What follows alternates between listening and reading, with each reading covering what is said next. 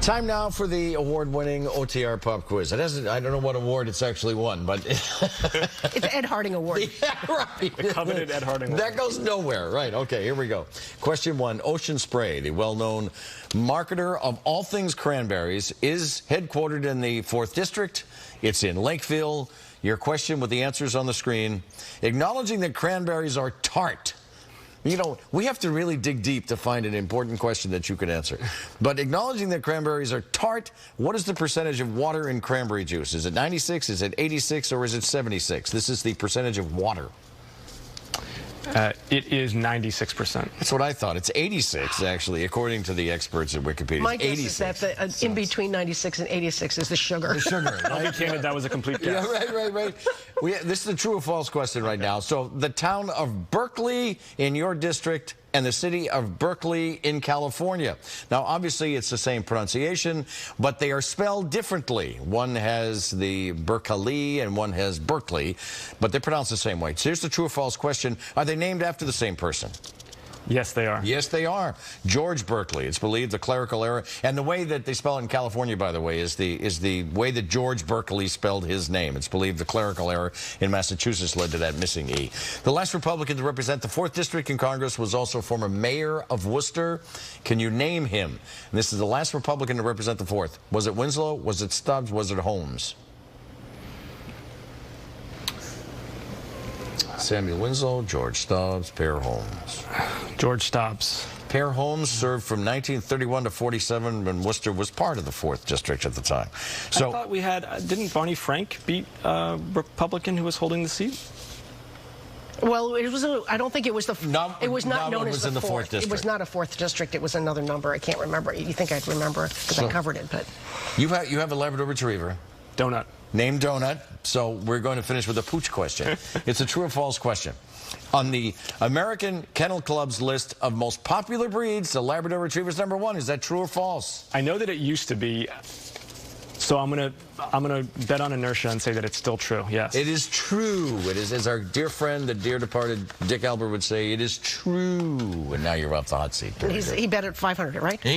No, I think it's 3 out of 4. Oh, you had 3 out of 4? Okay. Yeah. I wasn't keeping track. I didn't have to phone a friend. 750. Didn't have to phone a friend. Speaking of numbers, the midterms are just 3 months away now. Democrats have a slight advantage in fundraising. Republicans have a gerrymandering edge in many states. How optimistic are you that the Democrats will hold on to the House? I'm optimistic.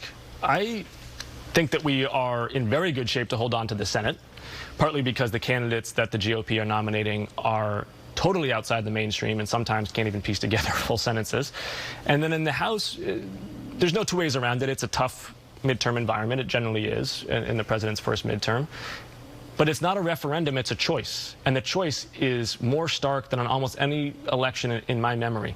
We have Democrats who have just passed the biggest climate action in history, who have passed a once-in-a-generational infrastructure and science set of bills, and who have lowered health care costs for millions of Americans. Republicans have been consumed about rolling back the clock more than 50 years to deprive women of access to reproductive care and of arming teachers in response to gun violence. So the Trump factor playing a big part in the key tight races right now in the House?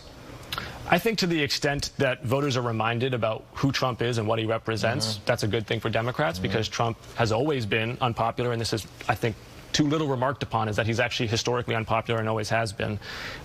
But again, this is not a presidential election. This is not about how voters feel about Joe Biden, and it's not about how voters feel about Donald Trump. It's about what voters want Congress to do in the next 2 years of Joe Biden's term.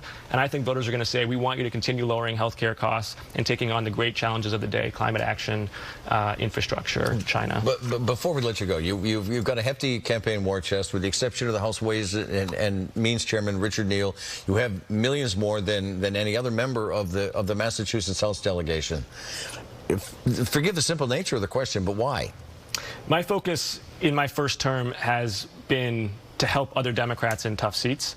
Jared Golden in the Maine second, Seth Magaziner for an open seat in Rhode Island. In Connecticut, we've got Johanna Hayes and Joe Courtney, Annie Custer and Chris Pappas in New Hampshire. People think of New England as a solid blue wall. It's not. these midterms are going to be tough. They need help. And through my leadership PAC, I've committed to helping them both financially and with field power. But within your own account for yourself, you've got almost $1 million more than most anybody else except for Neil. So I guess most people want to know, what are your plans for your future? Can you see yourself running for another seat? My plans for the future are in the 118th Congress to be an excellent representative for the people of Massachusetts 4th. Did you expect another answer? No, I did not. But I have to say before we go, you gracefully handled the president's flub when the president arrived and pronounced that. I won't repeat it. Did you swallow hard when you did a great job with that. Did you swallow hard? So it was water off my back, because people always get my name wrong. I will say my family was a little frustrated, because it's not often that the president says your last name, and so we kind of wanted to hit a home run. Great job. No, you hit a home run. It was great. All right, thanks again to Jake Auchincloss. The Sunday Roundtable is next. Suiting up. By the way, we didn't do anything but put the pictures on the screen. This is the way it is. DeSantis and Duke and political deja vu. Lots to talk about.